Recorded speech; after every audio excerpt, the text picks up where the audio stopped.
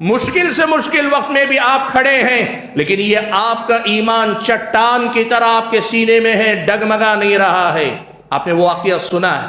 پیارے نبی صلی اللہ علیہ وسلم غزوہ بنی المصطلق سے واپس لوٹ رہے ہیں، ایک درخت کے نیچے اللہ کے نبی صلی اللہ علیہ وسلم آرام کرنے کے لیے لیٹے ہیں، صحابہ بھی الگ الگ سائے کے مقامات تلاش کر کے بکھرے ہوئے ہیں،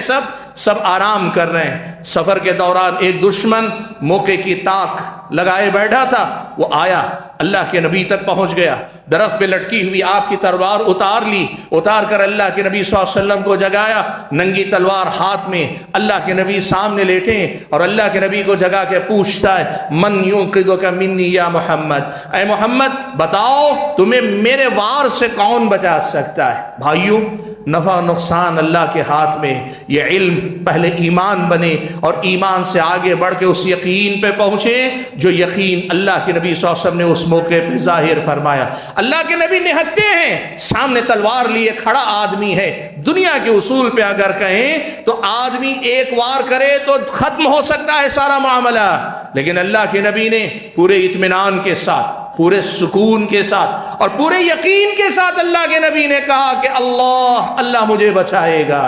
سبحان اللہ، اہل علم نے اس حدیث کی شرح میں لکھا ہے کہ اللہ کے نبی کے یقین کا یہ تاثر، اللہ کے نبی نے جس ایمان اور یقین کے ساتھ یہ کہا تھا نا، وہ ایسا اثر ہوا کہ سامنے والا تھرا گیا، اس کے ہاتھ سے تلوار گر پڑی، اللہ کے نبی نے تلوار اٹھا لی اور اس سے پلٹ کر پوچھا، اب بتا تجھے مجھ سے کون بچا سکتا ہے؟ وہ تو ایمان والا نہیں تھا نا، اس نے یہی کہا کہ محمد بس اب آپ کا رحم و کرم ہے، آپ اگر چھوڑ دیں تو بچوں گا، تلوار چلا گئی تو بات ختم ہو جائے گی۔ حضرات، یہ جو نفع و نقصان اللہ کے ہاتھ ہی میں ہے، اللہ ہی کے اختیار ہی میں ہے، یہ یقین اس درجے کا ہونا چاہیے کہ کوئی آپ کو ذرا برابر ڈگمگا نہ سکے، آپ متزلزل نہ ہو۔ حالات بدلتے ہیں لیکن میرا اور آپ کا ایمان نہیں بدلنا چاہیے۔ حالات میں اونچ نیچ آ سکتی ہے، میرے اور آپ کے اس ایمان و یقین میں اونچ نیچ نہیں آنی چاہیے۔